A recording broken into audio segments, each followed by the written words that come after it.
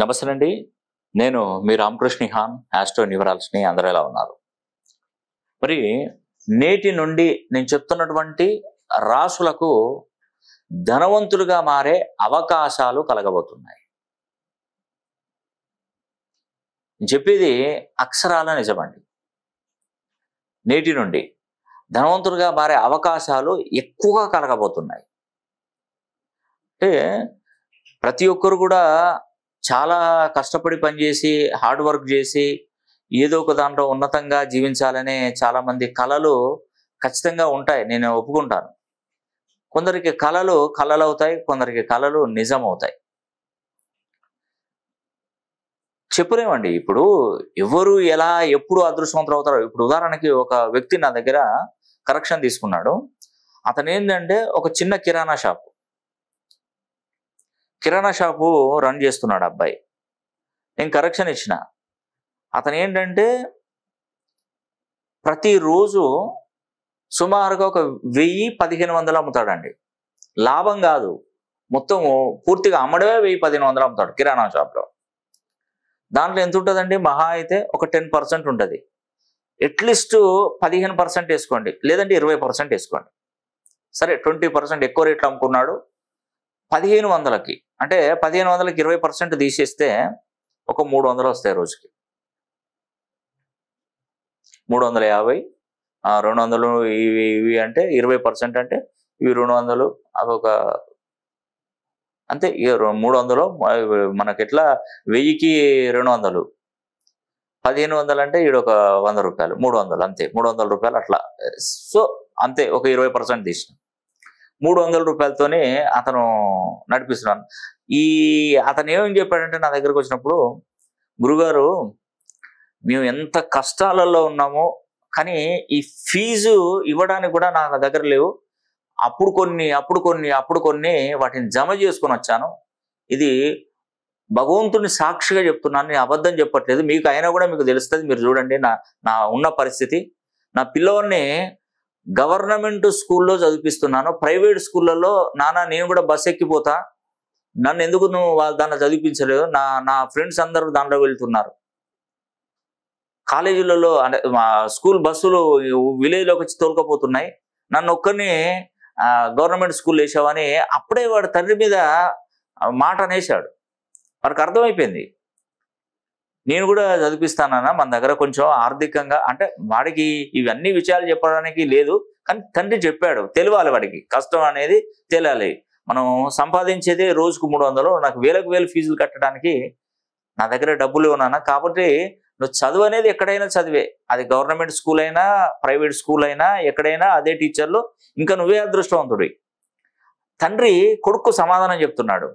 నాన్న, ఇప్పుడు వాళ్ళు చదువు చెప్పేటువంటి మాస్టర్లు ఎవరైతే స్కూల్ టీచర్లు ఉన్నారో వాళ్ళు నార్మల్గా ఆ పిల్లోడికి సర్ది చెప్తున్నాడు.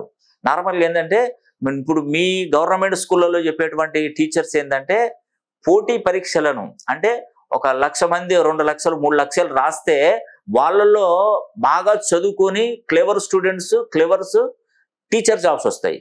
వాళ్ళు మీకు పాఠాలు చెప్తున్నారు. వాళ్ళు చూస్తే వాళ్ళు ఏం చేస్తున్నారు, మామూలుగా అలాంటి ఫెయిల్ అయినటువంటి వాళ్ళందరూ వచ్చి ఆ స్కూల్లో టీచర్లుగా పనిచేస్తున్నారని తండ్రి కొడుకు చెప్పాడు. వాడికి ఆ పిల్లోడికి వాడు కూడా నిజం అనిపించింది. నిజమే కావచ్చు, మా నాన్న చెప్పేది నిజమే కావచ్చు అని మనకి సర్ది చెప్పాడు. వాస్తవానికి కోర్స్ అది కూడా నిజమే కదా నేను అనుకుంటున్నాను.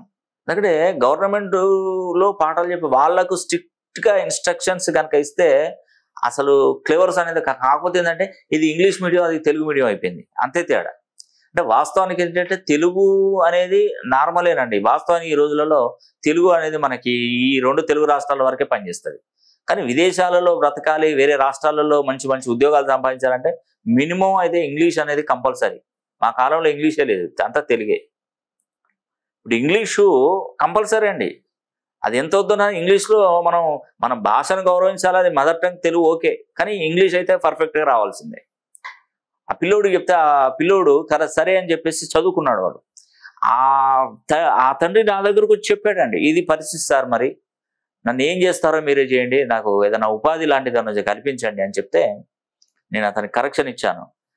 నీకు మంచి రైట్ టైం స్టార్ట్ అయింది, నువ్వు బాగుపడతావు, నువ్వు కోటీశ్వరులు అవుతావు, నువ్వు బాగా సంపాదిస్తావు అని చెప్పాను.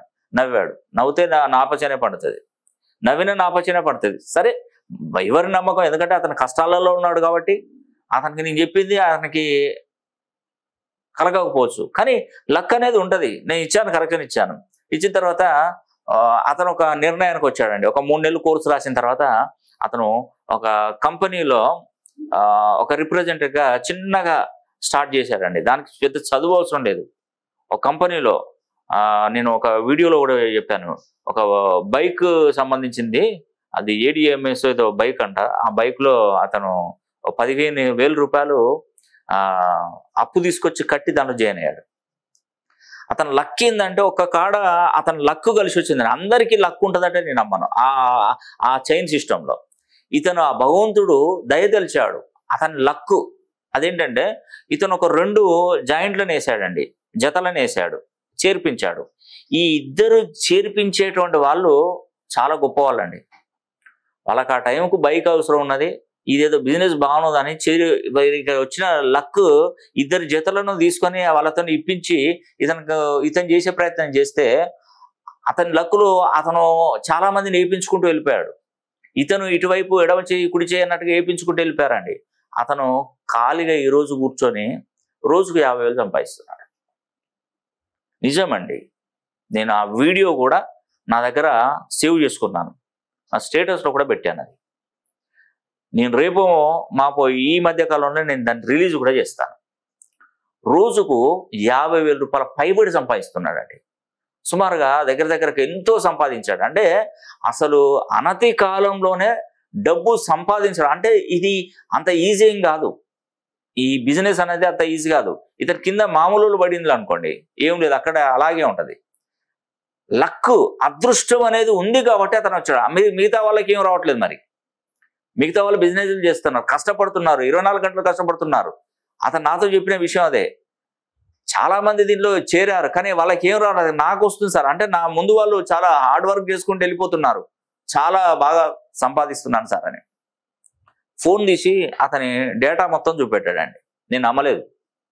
నిజమానే నువ్వు రోజుకు 300 సంపాదించేవాడికి 50,000 సంపాదిస్తున్నావు, నిజమానే ఇది అంటే ఎట్లా ఉంది ఒకసారి చూపెట్టాను కదా. మొత్తం చూపెడితే ఆయనకు అమౌంట్ అన్ని పడ్డాయండి.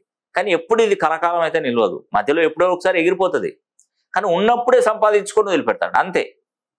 అందరికీ పబ్లిసిటీ అయిన తర్వాత వాడు తీసేస్తాడు మొత్తం. ఇంత లాభం ఇవ్వడం. ఒకప్పుడు ఊబరు రోజుకు ఎంతో వచ్చి నెలకు రాగానే 1,00,000, 80,000, 90,000 సంపాదించుకునేవారు. ఇప్పుడు ఊబర్లో పరిస్థితి నెలకు 20-30,000 సంపాదించడం గగనం అయిపోతుంది. ఊబర్ క్యాబ్స్ అనేది స్టార్టింగ్ బాగానే ఉంటుంది, తర్వాత పోతుంటే జీరో చేస్తారు.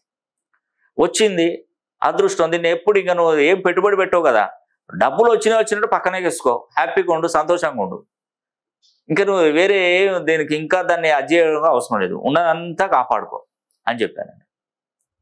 నేను ఆ వీడియో కూడా నేను మధ్యలో పెడతాను చూడండి.